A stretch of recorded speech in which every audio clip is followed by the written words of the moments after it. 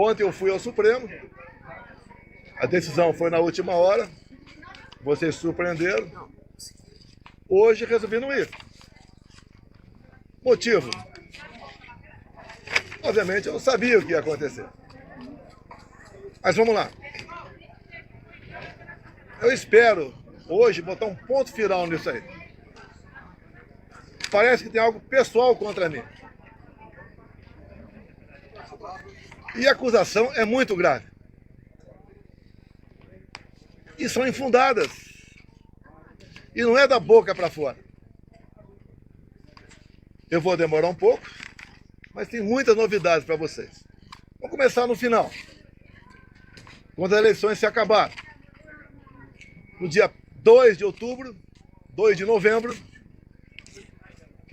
alguns de vocês estavam lá na Alvorada e eu fiz um pronunciamento à nação. Coisa rara, né? Fiz um pronunciamento lido à nação. Eu vou ler apenas um parágrafo desse pronunciamento, que infelizmente não está no inquérito do ministro Alexandre de Moraes.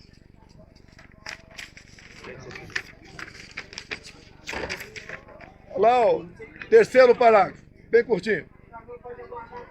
As manifestações pacíficas sempre serão bem-vindas, mas os nossos métodos não podem ser os da esquerda, que sempre prejudicaram a população, como invasão de propriedade, destruição de patrimônio, cerceamento do direito de ir e vir. Ato contínuo, começamos a transição. Alguns dias depois desse pronunciamento, os caminhoneiros começaram a obstruir vias pelo Brasil. Eu fiz um vídeo pedindo para que eles se desmobilizassem. Eu não tinha intenção nenhuma em parar o Brasil, criar o caos, ou estava pensando em outra coisa. Eles cumpriram esse pedido meu. Durante a transição, conduzida pelo senador Ciro Nogueira, tive um encontro no começo de dezembro, no Alvorada, com o escolhido futuro ministro da Defesa, José Múcio. Ele foi pedir um apoio para mim, para que tivesse mais acesso aos respectivos ministérios. No dia seguinte, ele foi atendido em tudo. Voltou depois a entrar em contato conosco e pediu que eu nomeasse os comandantes militares indicados pelo presidente eleito Lula da Silva. Foi que eu fiz. Em dezembro, nomeamos 2 comandantes. O outro saiu mais no final. Atendi ao presidente Lula. Se tivesse qualquer ideia de força, não deixaria os comandantes do Lula assumir. 30 de dezembro de 22, o dia que eu viajei para os Estados Unidos. Mas, antes de viajar, eu fiz uma live que, lamentavelmente, não estão nos inquéritos do senhor Alexandre de Moraes. Como hoje eu vi na mídia, já que eu não estava lá, a advogada reclamando de um vídeo que ele botou, mostrando a parte mais agressiva, vamos assim dizer, do quebra-quebra. E quando se fala em quebra-quebra, o próprio Zé Múcio, há pouco tempo, no programa Roda Viva, falou que o que aconteceu de 8 de janeiro não foi golpe. Como o ex-presidente Temer falou a mesma coisa. Como o ex-ministro Jobim também falou. Depois ele voltou atrás. E, na verdade, o resumo que eles falaram é o seguinte: golpe tem povo, mas tem tropa, tem armas e tem liderança. 2 anos de investigação não descobriram quem, porventura, seria esse líder. Eu vi entre ontem e assisti hoje o senhor Alexandre de Moraes falar que 500 pessoas aproximadamente assinaram não persecução penal, um acordo. E ele disse professor Alexandre Moraes, que no acordo essas pessoas admitiam que estavam indo para um golpe. 500 pessoas se programando para um golpe e ninguém sabia. Também, nesses depoimentos, nesse acordo, ninguém cita o meu nome. 500 pessoas, ninguém cita o meu nome.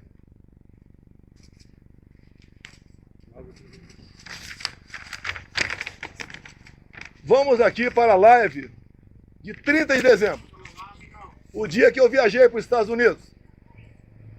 Um pedacinho bem curto aqui, mas lamentavelmente, as imagens não estão no inquérito do Alexandre Moraes. Procurado para fazer nada de errado, violentando, seja o que for. Eu entendo que fiz a minha parte. Estou fazendo até agora a minha parte. Hoje são 30 de dezembro. Até hoje eu fiz a minha parte dentro das 4 linhas. Não vamos achar que o mundo vai acabar dia 1º de janeiro. Vamos pro tudo ou nada. Não! Não tem tudo ou nada. Inteligência. Mostrar que somos diferentes dos outros. Nós respeitamos as normas, as leis, a Constituição. Nós sabemos dar valor à liberdade. Talvez isso seja o de mais importante. Mas o pessoal deve perguntar, por que estado de defesa? Lá atrás foi discutido estado de sítio. Você deve se lembrar, na matéria do Gringão, que passou para a Folha de São Paulo, áudios. Um dos áudios dizia, carregue num 42. Eles estavam na dúvida do que me acusar. Estavam na dúvida. Ele achou naquele momento que era melhor falar que queria dar um golpe usando o artigo 142 da Constituição. E agora, entre ontem e hoje, palavras do ministro relator, ficou convencionado por ele, está de defesa. E o decreto estava pronto para assinar. Seria então, se eu assinasse, o início do golpe. Segundo o ministro relator, configurou-se o golpe a partir desse momento.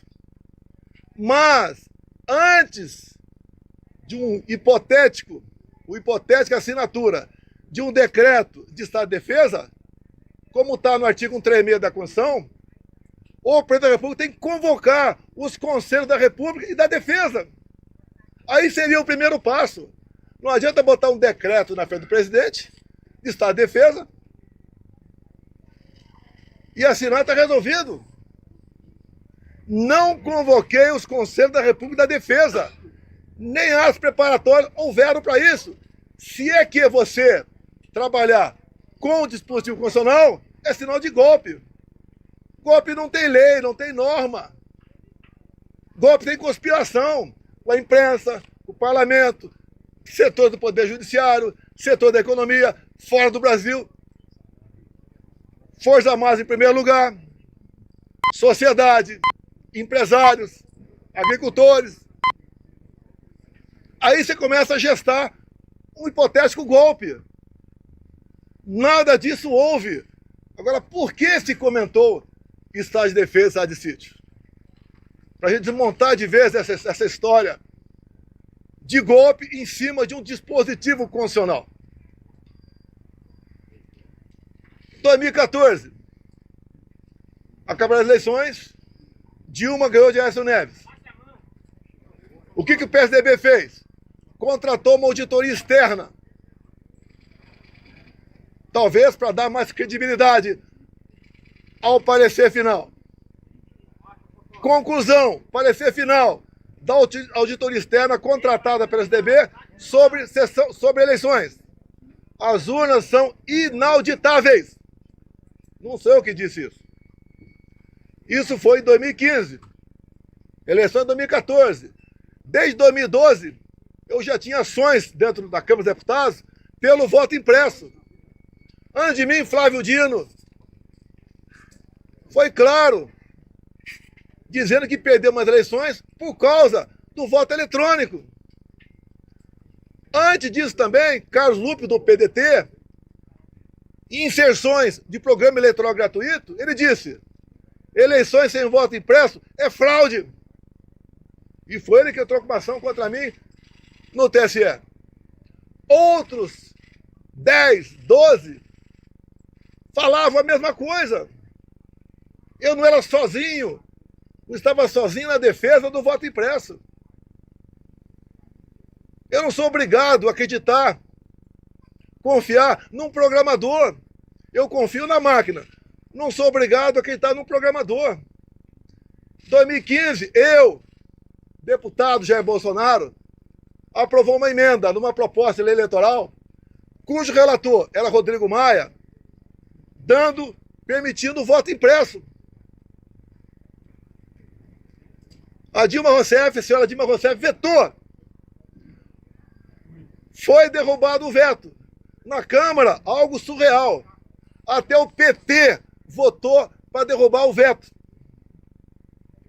Ato contínuo. Fui convidado pelo ministro Supremo, Luiz Fux, a ir ao TSE. Chegando lá, encontrei o ministro Fux. Tratou muito bem, feliz. Ele me convidou para ir para lá. E falou que o TSE tinha tomado todas as medidas para implementar o voto impresso nas eleições de 2018. E ele falou: deputado, por falta de recurso, apenas 5% das sessões terão voto impresso. Eu falei: é uma excelente referência. É mais número de eleitores do que uma pesquisa.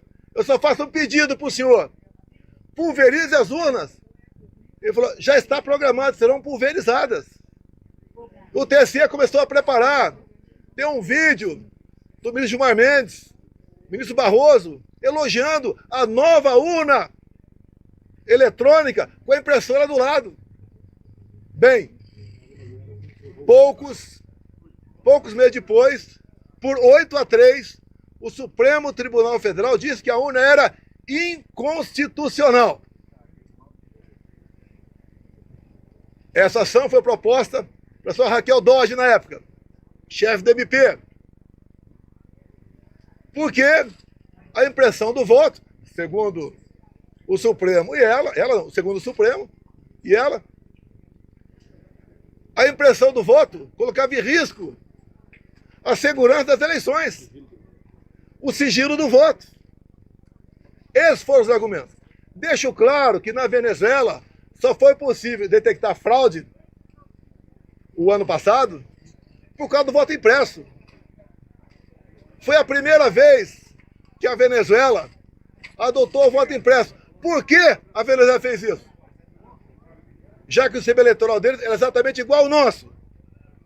Porque houve um momento que o governo Biden queria comprar petróleo da Venezuela. E não podia comprar o petróleo sem nada em troca. Então foi feito um acordo, governo Biden dos Estados Unidos, governo Maduro da Venezuela e oposição. E impuseram então o voto impresso. E foi testado a primeira vez, em dezembro do ano retrasado, na Venezuela, num referendo, se podia ou não invadir a Guiana para tomar posse da região de Essequibo, que depois que apareceu o petróleo, a Guiana ficou um país cobiçado. E o Maduro, quando foi votar no referendo, falou: aqui você vota sim, sim, sim, sim, papelzinho, não é igual a outro país, é papelzinho dentro da urna. E o Maduro aceitou por que o voto impresso? Já queria ter problema com a Maria Corina ou com o Capriles, os maiores adversários dele naquele momento. O que ele fez? Tornou-os Maria Corina e Capriles inelegíveis por 15 anos. Qual a acusação?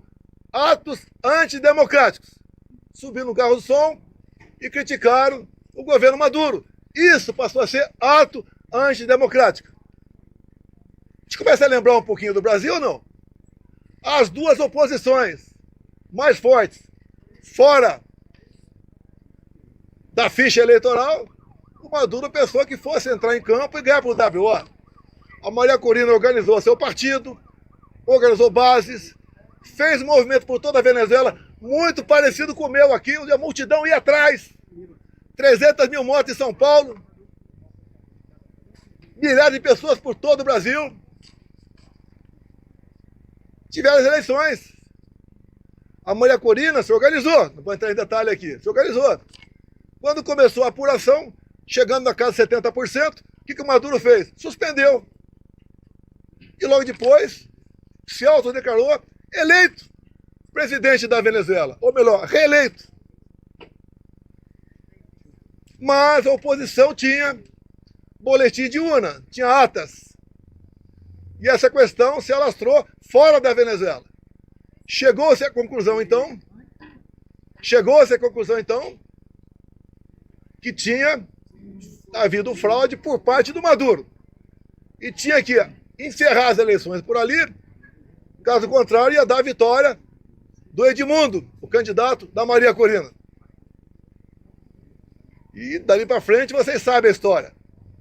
O governo brasileiro, o PT reconheceu a vitória do Maduro. O governo brasileiro, Lula da Silva já, não quis reconhecer. Houve um entreveiro entre ambos. O Maduro falou em certo momento: a sua justiça eleitoral reconheceu você vitorioso aí. A minha reconheceu aqui. Fique quieto ou vou falar. Palavra do Maduro. O voto impresso é um direito. Como a contagem pública de votos tem que ser feita. A Alemanha não aceitou o voto igual ao nosso. Tá? Não. Desculpa aqui. Eu não vou atender, com todo respeito a você, não vou te atender aqui. Tá? Tá ok. Depois eu fico aberto a... Então o voto impresso, mais de 400 deputados derrubaram o veto em 2016 para 2017. Eles estavam atacando a democracia, quem votou para derrubar o veto, atentaram contra o Estado Democrático de Direito. Agora vamos num ponto nevrálgico aqui sobre o voto impresso. Quando acabaram as minhas eleições, a última agora, em 22, o meu partido peticionou ao TSE. No dia seguinte, o ministro-presidente do TSE, Alexandre de Moraes, não aceitou, mandou arquivo e nos deu uma multa de 22 milhões de reais. Alguém já viu um advogado ser multado por aí? Por peticionar alguém do Poder Judiciário? Se ele tivesse recorrido, a multa poderia passar para 200 milhões. Ou até mesmo, quem sabe, caçar o registro. Então, não tínhamos como discutir dentro da justiça eleitoral essa questão. Vamos voltar um pouquinho para 2018. Depois voltar para 22. 2018, eu ganhei no segundo turno. Uma enxurrada de votos. Teve a facada. Mas, 2 dias depois do segundo turno de 2018, chegou um papel no TSE, bem fundamentado, dizendo que tinha havido fraude. O que o TSE fez na pessoa da ministra Rosa Weber, presidente? Oficiou a Polícia Federal e foi aberto o inquérito. Opa! Para investigar a eleição de Jair Bolsonaro, ganhador, tem inquérito. Para o lado de cá, quando eu perco, quando o Lula ganha, não pode nem petição. E foi aberto o inquérito, que alguns de vocês já ouviram falar sobre ele. Inquérito 1361 de novembro de 2018. Para apurar fraude. E foi dada uma atenção muito especial por determinação da presidente para resolver rápido a questão de fraude. Estava na cara que já havia havido fraude. Para me tirar e botar o Haddad. O inquérito começou a voar na mesma velocidade dessa ação contra mim. Porque o Haddad tinha que assumir. Eu fiquei sabendo desse inquérito em 21. Por que em 21? A Câmara dos Deputados começou a discutir o voto impresso. A autora da PEC, Bia Kicis, relator da PEC, Felipe Barros, do Paraná. alguém falou de inquérito 1361 que até aquele momento eu não sabia. A comissão especial votou um requerimento e aprovou por unanimidade para buscar esse inquérito na Polícia Federal. E o Felipe Barros teve cuidado, quando pediu esse inquérito, se havia algo reservado, algo que tivesse alguma classificação sigilosa para não divulgar. A resposta do delegado, não. O inquérito chegou na mesa, então, da presidente da Comissão Especial, Bia Kiss. Foi distribuída cópias para todo mundo. Um documento ostensivo. Eu também tive acesso. Aí, então, começou algo realmente inacreditável. O que estava dentro do inquérito? Ato contínuo, em 22, teve uma reunião com os embaixadores do ministro Fux, com o ministro Fachin do TSE. E ele acabou essa reunião com os embaixadores dizendo o seguinte, algo parecido com o seguinte, senhores embaixadores, tão logo o TSE anuncia o resultado, os senhores devem, junto aos seus respectivos chefes de Estado, reconhecer imediatamente o ganhador das eleições. No mínimo, sinal amarelo. Fosse quem quer, eu ou Lula, é para reconhecer imediatamente? Reunir com embaixadores é uma política privativa do presidente da República. Ele não podia ter feito isso.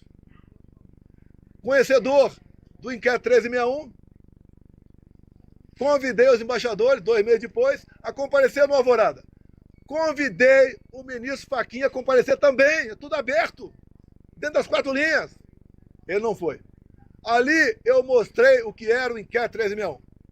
Eu não posso falar para vocês aqui, sobre as 3 páginas, porque esse inquérito, depois que eu falei sobre ele, ele teve a classificação sigilosa de confidencial, ou seja, secreto. Tudo que acontece aqui por parte do senhor Alexandre de Moraes é confidencial, é secreto. 8 delações do CID, secreto. E o que está lá dentro? Que vocês podem pedir via lei à Justiça Eleitoral. Quem já pediu já sabe que é negado o acesso. Mas espera aí. Fala-se tanto em democracia, Estado Democrático de Direito, um documento como esse, que trata da lisura sobre as eleições, a apuração de fraude contra o candidato Jair Bolsonaro, você não pode tomar conhecimento disso? Eu aprendi desde jovem que a alma da democracia é o voto. E o voto contabilizado. Por que você não pode tomar conhecimento desse inquérito? O que tem lá dentro? O que o ministro Alexandre de Moraes quer esconder? Vamos continuar. Estou sendo acusado de tentativa de golpe. Algo, o pessoal deve ter percebido, da forma tão incisiva como o ministro Alexandre de Moraes conduz, ou se conduz, tem algo esquisito por aí. O que ele quer esconder? Apenas o inquérito 1361? Eu digo que o inquérito 1361 é 99%. Mas vamos lá. Houve interferência no TSE nas eleições de 22 ou não? Não, vamos falar em fraude, possível fraude aqui. Esqueçam. 100% confiável. As urnas. Mas vamos abrir o inquérito 1361. Durante as eleições de 22, o TSE influenciou, jogou pesado contra eu e a favor do candidato Lula. Eu não pude mostrar imagens do Lula defendendo o aborto. Eu não pude mostrar imagens do Lula falando que o pobre coitado rouba um celular para tomar uma cervejinha. Eu não pude mostrar imagens do 7 de setembro. Imagens do enterro da Rainha Elizabeth.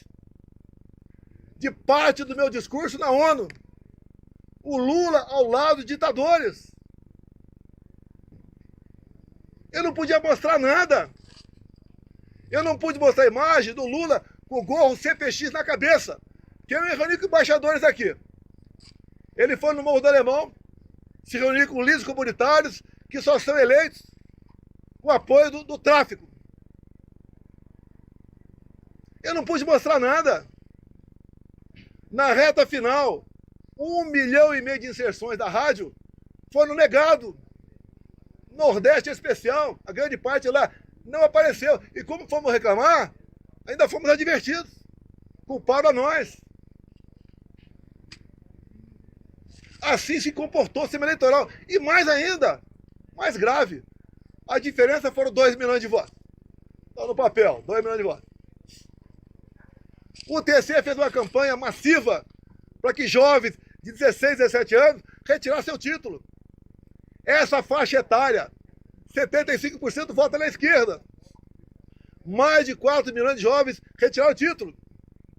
Só aí dá uma diferença a mais, ponto cada 2 milhões de votos. Mas uma lei eleitoral, para ter eficácia, ela tem que ser sancionada um ano antes das eleições. As resoluções, 6 meses antes. Entre o primeiro e segundo turno de 22, houve a resolução no TSE. Era para censurar. Até a ministra Carmen Lúcia falou o quê? Olha, eu sou contra a censura, mas o momento aqui é especialíssimo. Vou votar sim. E o Alexandre de Moraes aprovou uma resolução entre o primeiro e segundo turno, proibida por lei. Com mais força ainda. A justiça eleitoral foi para cima do pessoal da direita, desmonetizando páginas, derrubando páginas, prendendo gente. Fizeram barbaridade contra a minha pessoa. A justiça eleitoral se comportou corretamente, dado que eu falei aqui, sim ou não? Eu que sou golpista? Eu que sou golpista? Esses 2 vídeos aqui estão nos autos do inquérito. Os advogados reclamaram de um vídeo que estava hoje, foi mostrado aqui no TSE. Eu sou o culpado. Repito, na delação do Cid, ele diz que, vamos partir do princípio que está tudo certo com a delação dele. Ele diz ali que ficou sabendo do 8 de janeiro, no dia 8 de janeiro. Já falei, estou repetindo, nos 500 acordos de não persecução penal, em nenhum deles, que eu tomei conhecimento, alguém cita meu nome. Graças a Deus eu saí aqui dia 13 de dezembro. Eu não queria passar faixa para um cara com passado como o Lula tem. Não há crime nenhum não passar faixa. Não está escrito que é proibido passar faixa. Fui para os Estados Unidos. E essa artimanha do 8 de janeiro, eu falo artimanha porque o ministro Flávio Dino, na justiça, negou os vídeos do 8 de janeiro. Quase 200 máquinas. Ele entregou apenas 4 vídeos e falou que o contrato tinha vencido. Ah, pelo amor de Deus! Pelo amor de Deus! Eu sou golpista? 8 de janeiro, eu estava nos Estados Unidos. Uma das 5 acusações contra mim é destruição de patrimônio, só se for por telepatia. Existia, pegaram, fizeram pesca probatória, reviraram a vida de todo mundo, 3 buscas e apreensão em casa, não acharam nada a meu respeito. O próprio Cid falou que os militares estavam de férias no início de janeiro. Daí invento, o Lula ia assinar uma GLO. Se assinar é problema dele, pô. Vai dar golpe com os comandantes do Lula? Se os meus tivessem mantido, podia até ter uma elucubração nesse sentido. Os comandantes jamais embarcariam numa aventura.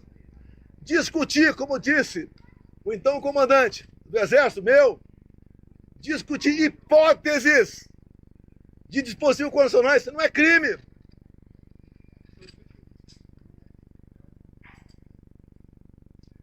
Você não vai me tirar do sério. Acho que a maioria já aprendeu aqui como é que eu ajo. Quiserem tumultuar com você, é outra história, vou embora. Vou abrir a pergunta para vocês. Diz Alexandre de Moraes que o golpe começou dia 29 de julho de 21. um ano e meio antes de acabar 22. E ele tinha que, para dar ênfase à historinha dele, tinha que acabar de 8 de janeiro. E como é que ele chegou 29 de julho de 21? Pegou de janeiro e começou a voltar. O que aconteceu nesse dia que vocês não ficaram sabendo? Ou foi a PF que descobriu? Aquela banda da PF. Nesse dia eu fiz uma live. Onde eu falei sobre o inquérito 1361. Qual o problema? Um inquérito ostensivo. E diz ele que eu difundi fake news. Eu difundi o que tinha dentro do inquérito. Se é fake news, o inquérito é mentiroso. Esse inquérito está inconcluso até hoje. Saiu de Brasília e foi para São Paulo. Nenhum delegado quer assinar o relatório final. Dado as barbaridades nessas 3 páginas sobre o sistema eleitoral. Eu acredito que vocês querem ter conhecimento disso aí. Vamos botar um ponto final? Vamos! O senhor Alexandre de Moraes suspenda o sigilo do inquérito 1361 de novembro de 2018. É fácil! Vamos para a verdade, vamos botar tudo na mesa. Por que essas prisões absurdas? 17 anos, como 14 para a Débora agora. A Débora é uma golpista, terrorista. Ela está sofrendo mais que qualquer ser humano para sofrer na vida. Ela acorda e dorme, sem dar um beijo, sem dar um banho nos seus filhos. De 10 e 7 anos de idade. Por que 14 anos, 17 anos? Quer botar 30 em mim. Se eu tivesse devendo qualquer coisa, eu não estaria aqui.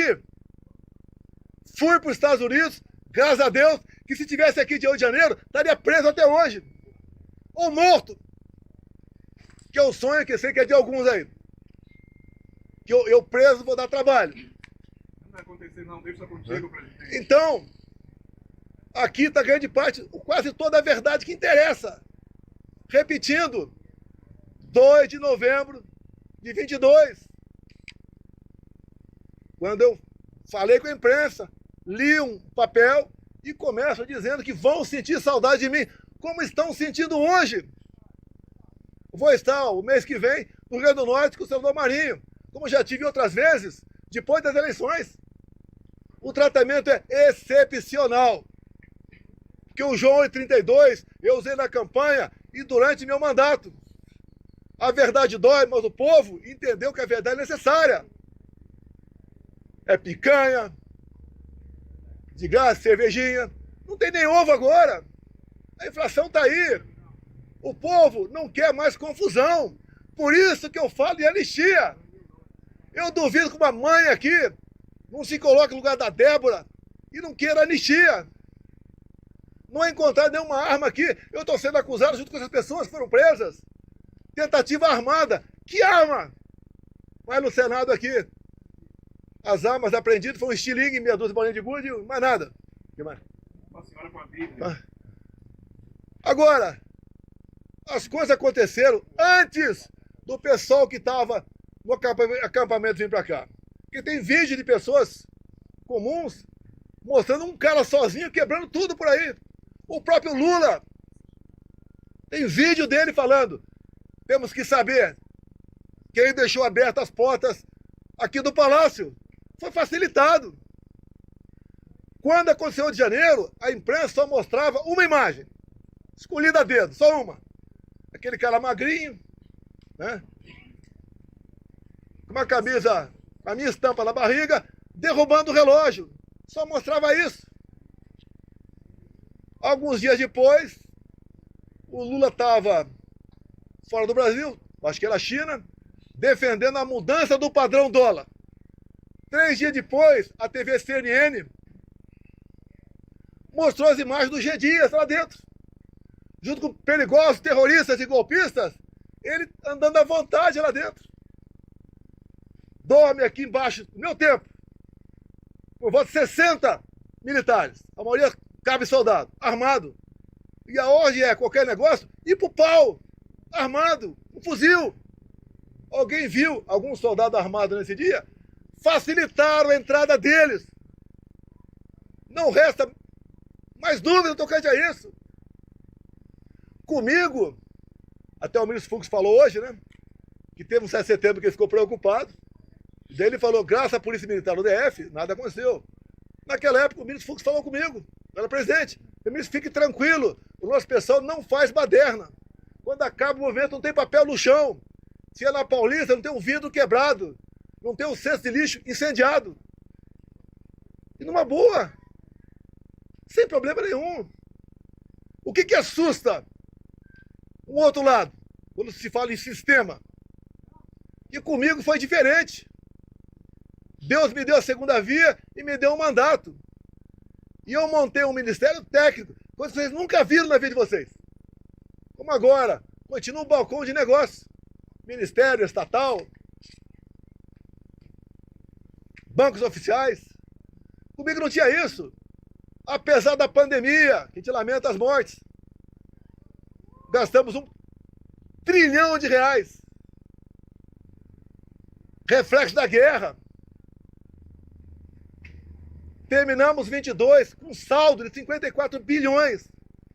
Negociei com o Arthur Lira aqui, votação de um projeto, para a gente poder zerar impostos federais de combustíveis. E zeramos. O Paulo Guedes, na nova política dele de reindustrialização, diminuiu em 30% o IPI de 4 mil produtos. Eu zerei imposto de importação de muita coisa. Pneu de caminhão, peça de trator, material para energia fotovoltaica, medicamentos. E eu comecei a arrecadar mais.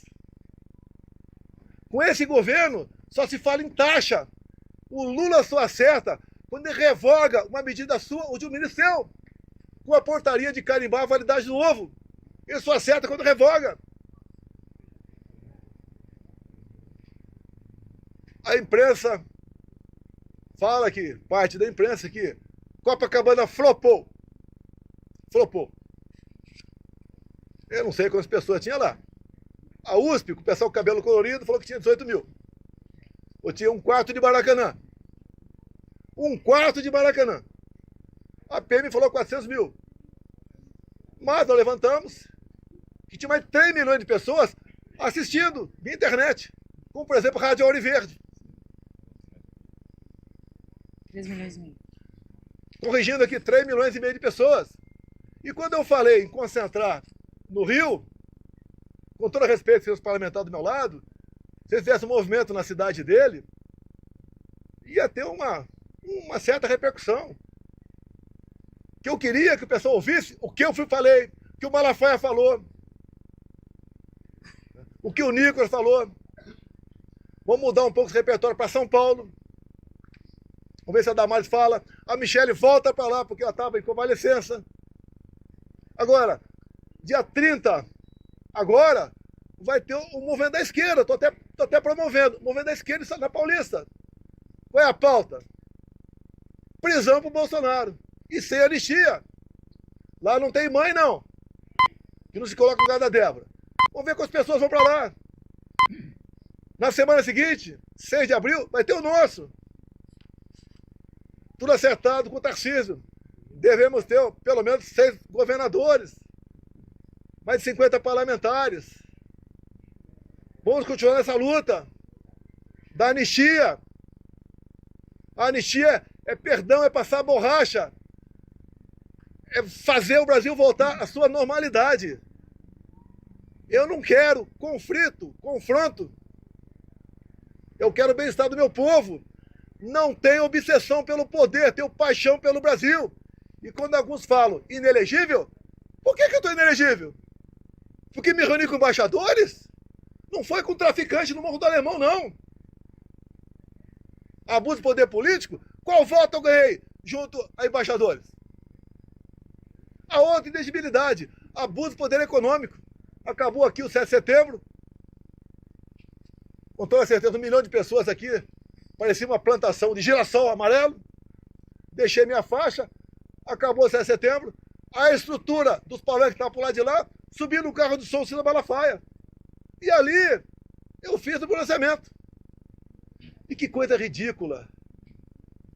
Por ocasião da votação da minha inelegibilidade, o ministro Alexandre de Moraes, falando, inclusive, ele fez um coro de imbrochável, imbrochável. O que é isso? Eu falei para um cara que estava lá embaixo, aquela medalha minha, não foi no microfone. E se tivesse falado, qual é o problema? Como agora está um grito aí, quando qualquer lugar que eu vou, chip, chip, chip. Qual o problema? Qual o problema? Alguém viu corrupção com estatal comigo? Acabaram com os Correios. Viu o rombo do Banco do Brasil? Como é que era, por exemplo, Porto de Santos? Dava prejuízo anual de 500 milhões. O Tarcísio assumiu o ministério. Passou a dar lucro de 500 milhões. Para onde ia esse 1 bilhão de reais? Ia para o bolso de alguém, que obviamente começou a trabalhar contra mim. Perdeu 1 bilhão por ano. Você vai lá em Itaipu Binacional, era conhecida apenas como uma empresa que gerava energia. Quando o Jean Silvio Luna assumiu, ele ligou para mim, ficou abismado. O tamanho da corrupção lá dentro. Eu falei, mas como é que isso nunca veio à tona? Ah, porque ó, Itaipu Binacional, por ser binacional, não é auditada pelo TCU. Podia meter o braço até o sovaco e roubar. Nós tapamos esse rombo. Junto com o ministro Saxida, foi a reta final. O que nós fizemos? Reduzimos em 45% o preço da tarifa em dólar. E mais, começamos e concluímos a segunda ponte com o Paraguai. Não é uma pinguela, não. Uma ponte com 470 metros de vão. Está 2 anos faltando a cabeceira. Começamos a terceira ponte em Porto Murtinho, para a Bioceânica. Alongamos em 600 metros o aeroporto de Foz do Iguaçu.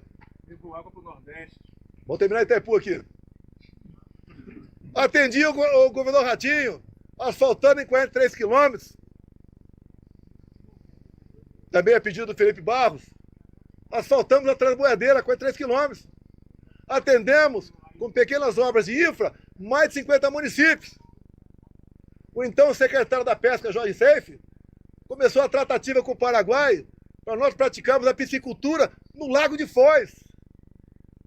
A previsão era aumentar em 20% a produção de pescado no Brasil. Faltou o último passo. Que mesmo para o nosso lado, tinha que ter autorização do Paraguai. Mais um exemplo do estatal, que deixar de meter a mão nela. Os bancos do Brasil, Caixa Econômica, BNDES, cada diretoria era um partido ou um grupo que trabalhava lá. Não pelo banco, para si. Eu tive uma vez, uma pessoa muito importante, né? Foi me visitar e tinha um problema no Banco do Brasil. Era um problema de quase 200 milhões de reais. E ver se eu podia resolver. Eu tomei conhecimento. Chamei o presidente do banco. O que tu acha disso? Ele falou, não dá por causa disso, disso. Acabou. Eu chamei o cara de volta. Eu falei, companheiro, desculpa, mas não dá por causa disso. Sabe o que ele me respondeu? Demita o presidente do Banco do Brasil. Era assim que as coisas eram tratadas no Brasil. Um momento marcante na minha vida. Tinha uns 15 mega empresários na minha sala. Então um falou o que para mim? Tô vindo do SPU. Pela primeira vez não fui achacado quando entrei lá. Olha como é que funcionou a Polícia Federal e a Polícia Rodoviária Federal. Recorde de apreensão de drogas e armamento. Olha o campo. Acabamos com a invasão do MST. Como? Armamento pessoal. Arma não mata. Tanto é que o povo, em grande parte, teve arma. E diminuiu em quase 30% o número de mortes por arma de fogo do Brasil.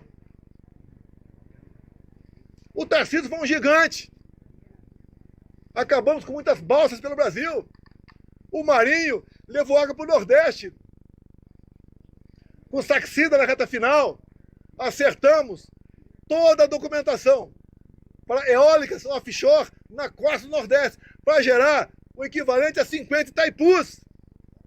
O Saxida acertou a documentação para a exploração de lítio na região mais pobre de Minas Gerais, que é o Vale de Quitinhonha. O Saxida também acertou a regulamentação para nós começarmos a explorar urânio lá em Santa Quitéria, Ceará. O que o Lula fez no final do ano passado? Teve aqui reunião do G20.